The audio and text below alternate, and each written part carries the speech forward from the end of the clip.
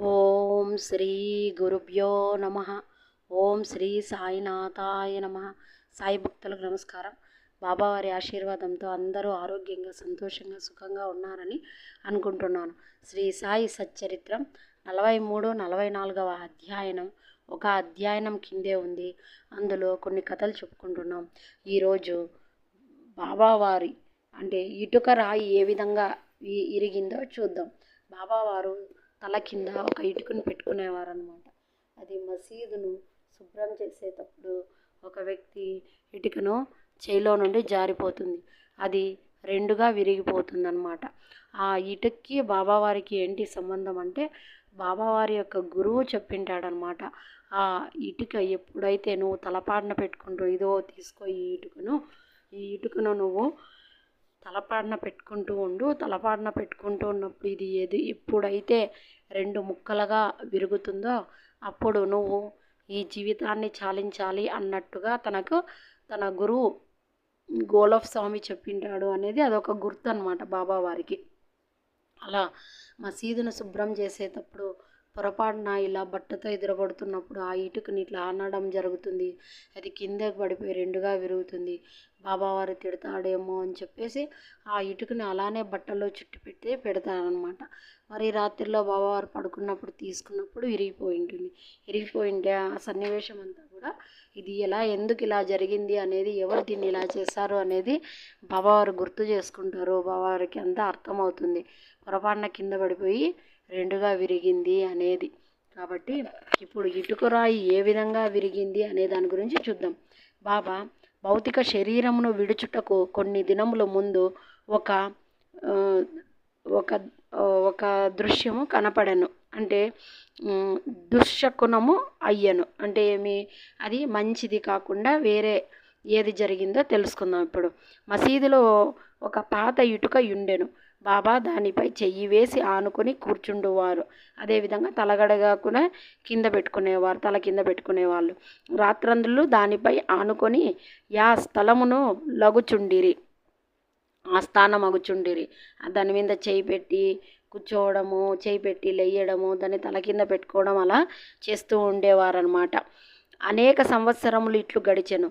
ఒకనాడు బాబా మసీదులో లేనప్పుడు ఒక బాలుడు మసీదును శుభ్రపరచు దానిని చేతితో పట్టుకుని ఉండగా అది చేతి నుండి జారి కింద పడి రెండు ముక్కలు అయిపోయెను. ఈ సంగతి బాబాకు తెలియగానే వారు మిగులు చింతించి ఇట్లని ఏడ్చిరి. ఇటుక కాదు, నా అదృష్టమే ముక్కలు ముక్కలుగా విరిగిపోయినది. అది నా జీవితపు తోడు నీడ. దాని సహాయం వలననే నేను ఆత్మానుసంధానము చేయుచుండెడి వాడను. నా జీవితము నందు నాకెంతో ప్రేమమైన దాని యందు నాకంత ప్రేమ. ఈరోజు అది నన్ను విడిచినది. ఎవరైనా ఒక ప్రశ్న అడగవచ్చును, బాబా నిర్జీవియగు ఇటుక కోసమింత విచారపడనేలా? అందులకు హేమట్ పంత్ ఇట్లు సమాధానమిచ్చెను. యోగులు బీదవారికి నిస్సహాయులకు సహాయం చేయుటకై అవతరించెదరు. వారు ప్రజలతో కలిసి మసులుతున్నప్పుడు ప్రజల వలె నటింతురు. వారు మన వలె బాహ్యమునకు నవ్వెదరు, ఆడెదరు, ఏడ్చెదరు. కానీ లోపల వారు శుద్ధ చైతన్యులై వారి కర్తవ్య విధులు నెరవేర్చెదరు. కేవలం ప్రాణం లేనటువంటి ఇటుక కోసం బాబావారు ఇంత బాధపడుతున్నారా అని మనం అనుకోవచ్చు.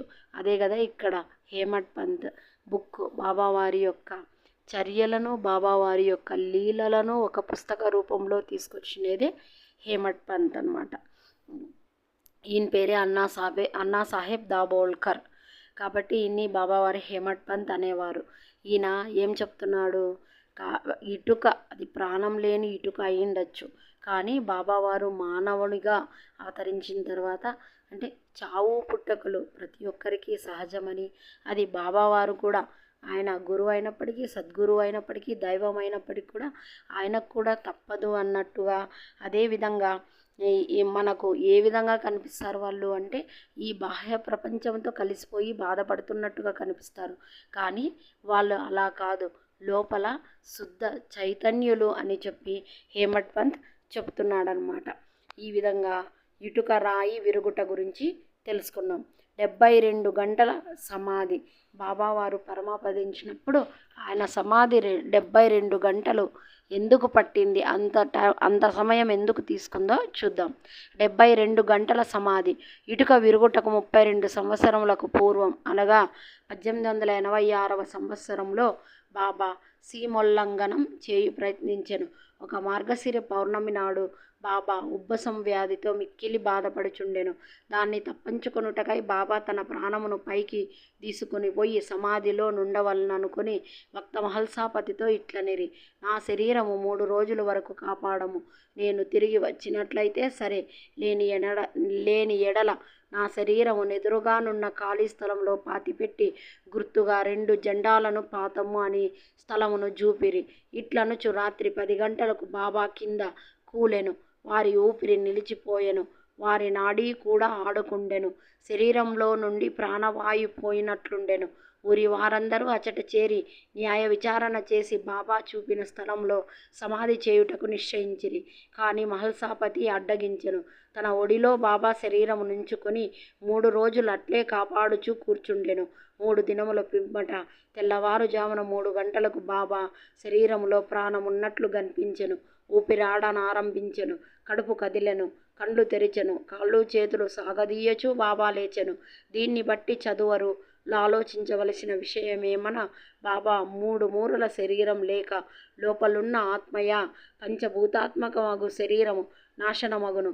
శరీరం యశాశ్వతము గాని లోనున్న ఆత్మ పరమసత్యము, అమరము, శాశ్వతం. ఈ శుద్ధ సత్తాయే బ్రహ్మము.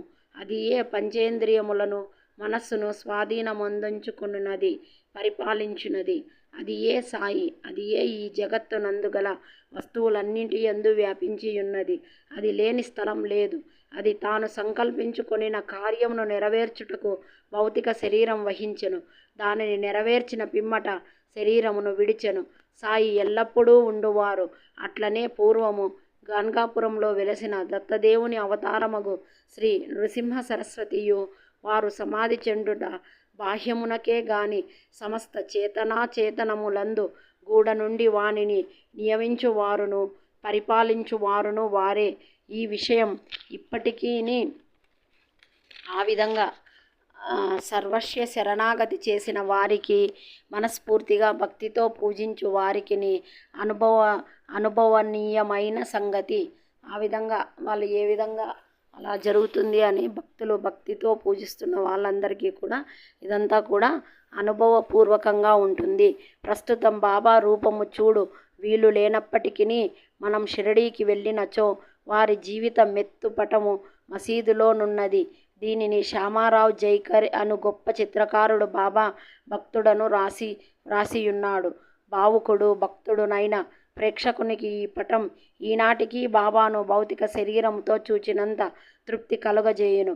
బాబాకు ప్రస్తుతం భౌతిక శరీరం లేనప్పటికీ వారక్కడనే కాక ప్రతి చోటను నివసించుచు పూర్వం వలె తమ భక్తులకు మేలు చేయుచున్నారు. బాబా వంటి యోగులు ఎన్నడూ మరణించరు. వారు మానవుని వలె గనిపించును. నిజముగా వారే దైవము. ఓం శ్రీ గురుభ్యో నమః. శ్రీ షిరిడీ సాయినాథాయ నమః. నా వీడియోస్ మీకు నచ్చినట్టయితే లైక్ చేయండి, షేర్ చేయండి, సబ్స్క్రైబ్ చేయండి. Thanks for watching my video.